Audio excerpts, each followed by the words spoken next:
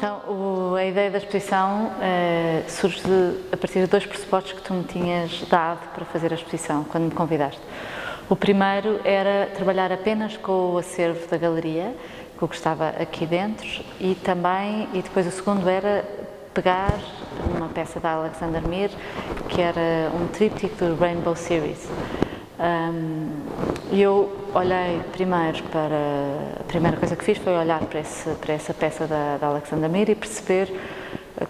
que é que nela me atraía, o que é que a partir dela como é que eu a partir dela conseguia pensar uma exposição. E pensei exatamente partindo daquela peça e não um tema onde ela se incluísse, mas o ponto de partida foi mesmo esta peça. E depois estive a fazer uma pesquisa exaustiva das coisas que tu tinhas em acervo e a partir daí, e pensando na peça da Alexander Mir, reuni um conjunto de trabalhos à volta da ideia do horizonte. A peça da Alexander tem uma linha que é uma linha que divide ou que une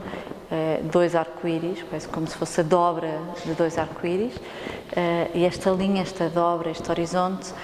serviu-me de mote para a exposição que se chama Horizonte, mas sem o E no fim. E este nome é um conceito de um filósofo alemão chamado Gadamer, em que ele fala de uma coisa que é muito óbvia para todos nós, mas que cada um de nós tem um horizonte limitado à sua volta, um horizonte de olhar, de conhecimento, de cultura e mesmo, principalmente, o horizonte cultural. E que é no confronto com outros horizontes que os nossos horizontes se unem, o que ele chama, em vez de chamar confronto, ele chama a fusão dos horizontes, e que os horizontes se tornam ilimitados quando se fundem uns com os outros. E eu achava que este conceito da fusão de horizontes era muito interessante quando se pensava, para pensarmos na sessão coletiva de um acervo, onde de facto é uma fusão de diversos horizontes, de diversos artistas, diversas maneiras de estar, diversas estéticas, mas também é o horizonte do galerista e o meu próprio horizonte, todos se fundem e criam aqui um núcleo duro, uma massa que eu acho que é esta exposição. Para falar sobre algumas das peças que estão na exposição e porque é que eu a escolhi, voltamos a Alexander Mir. Então, Alexander Mir são estes três arco-íris duplicados e que parecem uma mira.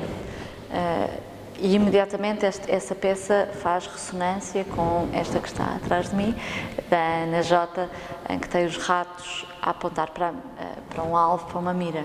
e que tem de procura de um alvo e de um ponto que se quer acertar e que se quer encontrar, mas ao mesmo tempo o que é curioso neste trabalho é como isto está desfocado, por isso é quase como um print que saiu errado, que saiu ao lado, sabe, isto não ser um print, portanto é ela a brincar com estes erros, mas nós normalmente olhamos e achamos que os desenhos têm que estar dentro da linha, portanto nós temos que olhar e as coisas têm que estar encaixadas dentro de um horizonte e que na verdade aqui elas saem, é como se manchassem o fora da linha, e se há esta ligação muito literal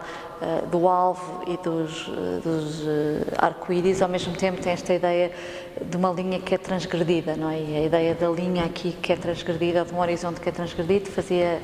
todo o sentido. Depois temos, por exemplo, este díptico do Manuel Botelho, que são duas armas, olhar uma para a outra, que são as duas armas que fizeram a guerra colonial,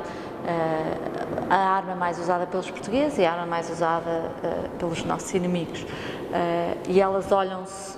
e a linha está na linha do nosso olhar, e é uma linha invisível que era o horizonte do olhar deles que se confrontava neste conflito que está em branco, porque nós não vemos, não há nada ali no meio, e é um bocadinho para o espectador poder projetar também a sua própria leitura deste confronto e deste encontro de olhares. Depois temos esta peça do Sancho Silva, que é um artista que normalmente é muito difícil de expor numa exposição, então numa exposição de grupo ainda mais, de acervo, porque faz grandes instalações, mas tinhas esta maquete muito interessante de uma peça que ele fez na Manifesta, acho eu, não, no Cairo. O Sancho tem esta peça que ele fez no Cairo, e que é muito interessante porque é quase um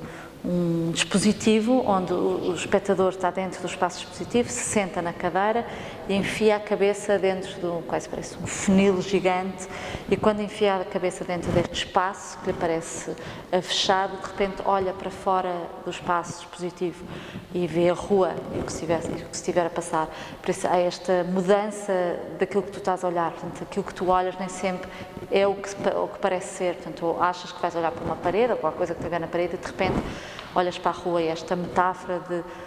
para que é que tu estás a olhar e como é que isto muda é muito interessante, e é muito interessante no trabalho do Sancho, tem tudo a ver com modos de olhar, e achei que era muito interessante. Depois temos mais algumas peças que acho que são importantes de referir. O jogo com a linha,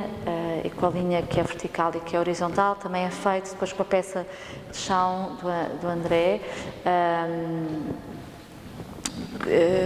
do André Guedes, que tem uma peça de chão de relva, que era o parapeito de uma janela, e era um vão de uma janela, e que é esta ideia de retirar, ele retira alguma coisa que já estava usada num teatro em Turim e traz para o espaço expositivo, por isso é a mudança do contexto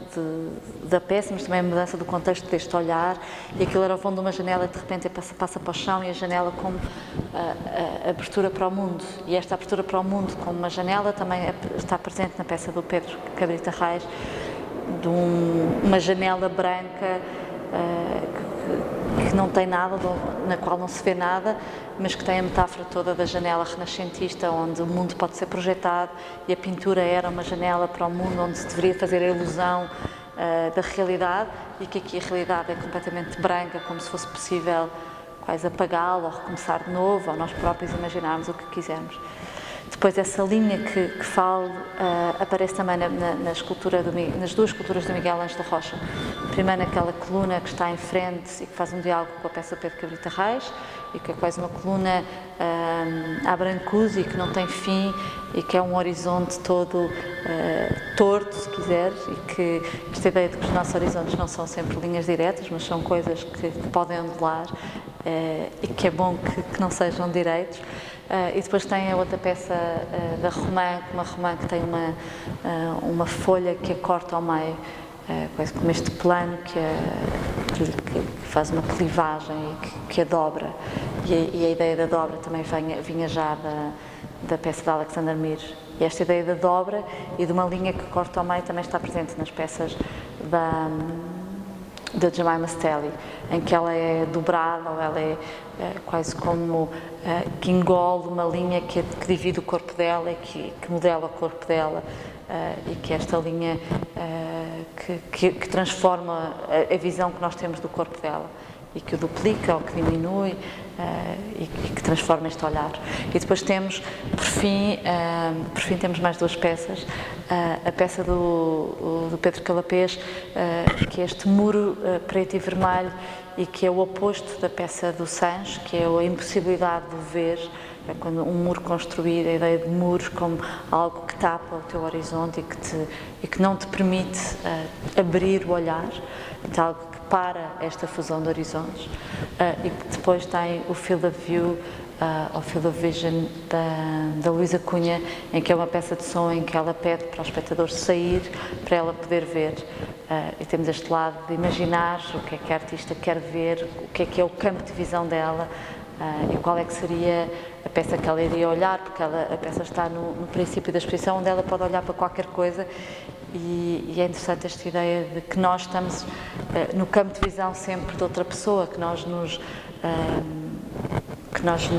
cruzamos com outro, e é nesta fusão destes campos de visões, ou como falava no princípio, destes horizontes, que a visão de facto acontece.